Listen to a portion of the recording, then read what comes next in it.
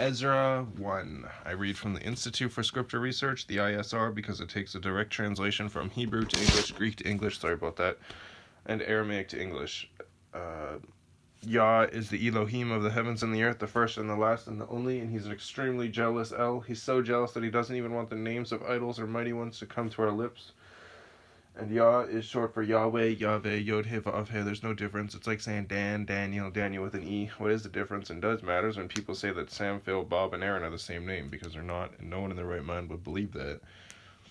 And only a fool would believe that a hammer can force its creator to do anything. And there was no letter J in the Hebrew, Greek, or Aramaic texts, because the letter J is only about 600 years old. While the son of Elohim, Yehoshua, died on a stake for the sins of all of humanity over 2,000 years ago. In a direct translation from Hebrew to English, Yehoshua is Joshua, and I strongly believe that the son of Elohim's name, Yehoshua, means YahWeh is salvation. That little bit of information is like clear proof that Christianity and Islam and Catholic are literally just pieces of a stolen religion, which is messianic. Now again, not the messianic that believes in only the Old Testament, and not the messianic that believes in only the New Testament, but the messianic that believes in the Bible as a whole. Ezra is spelled E-Z-R-A, and in Hebrew it's spelled E-Z-R-A. Ezra is Ezra. Just like if I were to go to like Russia or Guatemala or Cuba, and I was just like, my name's Cody, they'd be in English, transferred to their language, they'd probably just say Cody. People don't understand that that's basically how that goes. Very rarely do people's names actually change, and when they do change, it's not a dramatic change like Jesus and Joshua. Those aren't even close to each other.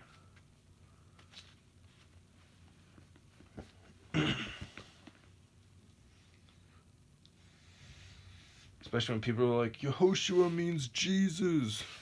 But in the Bible, since I have a Hebrew on the left, or Hebrew on the right, and English on the left, and it says Yehoshua, and then it goes over onto the right, which is the Hebrew, the left. Yeah, on the left it says it in English. Let me check this again real quick. Yeah, on the left it's in English, on the right it's in Hebrew. So on the left it'll say Joshua, and on the right it says Yehoshua. So for those people who think that Yehoshua means Jesus, they're just fooling themselves. And those are the people who don't look up anything for themselves, because that's not at all what that means. Even Yehoshua does not, or even Yeshua doesn't mean Jesus. Not even close. It still means Joshua. Anyways, Ezra 1. And in the first year of Koresh, K-O-R-E-S-H, another thing is when I enunciate a word more so, it's referred to, like instead of saying him, I'll say him. It's because it's referred to YahWeh, or the set apart spirit, or his son Yehoshua. And if I say E with a line, or E with a half a check mark, the half a check mark is always on top of the E. If it's anywhere else, I'll let you know. And then H with a dot, the dot is always underneath of the H in the middle. And if I say G with a line on top of it, or H with a line underneath of it, the line is always in the middle, underneath, or on top. Anyways. And in the first year of Koresh, sovereign of Persia, Persia, that the word of YahWeh by the mouth of Jeremiah, Yirmeyah, might be accomplished, YahWeh stirred up the spirit of Koresh, sovereign of Persia, to proclaim throughout all his reign, and also in writing, saying, Thus said Koresh, sovereign of Persia, YahWeh Elohim of the heavens has given me all the reins of the earth, and he has commanded me to build him a house in Jerusalem, Yerushalayim, which is in Yehuda, Yehud with a line underneath of it, AH. Who is among you of all his people, his Elohim be with him, and let him go up to Jerusalem, which is in Yehuda, and build the house of YahWeh Elohim of Israel, YISRA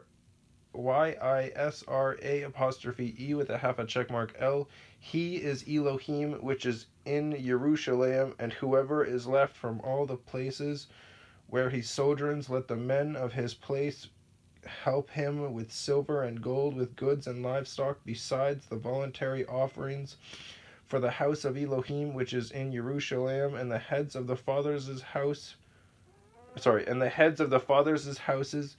of Yehuda and Benjamin, Binyamin,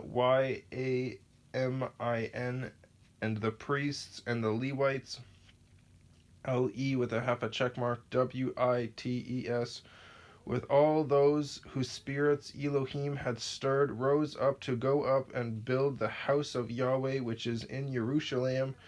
And all those round about them strengthened their hands with objects of silver and gold, with goods and livestock, and with valuables, besides all that was voluntarily offered. And Sovereign Koresh brought out the utensils of the house of YahWeh, which Nebuchadnezzar, NEB with a line underneath of it, UK with a line underneath of it, AD with a line underneath of it, NETSTSAR, had taken from Jerusalem and put in the house of his mighty ones. And Koresh, sovereign of Persia, brought them out of the hand of Mithredath, MITHRED with a line underneath of it, ATH, the treasurer, and counted them out to Sheshbatsar, SHE with a half a check mark, SHBATSTSAR, the leader of Yehuda, and this was their number: 30 gold dishes, 1,000 silver dishes, 29 knives, 30 gold basins, next 410 silver basins, 1,000 other utensils. All the utensils of gold and silver were 5,400. Sheshbatsar took all of them with his utensils, who were brought from Babel to Jerusalem. Interesting.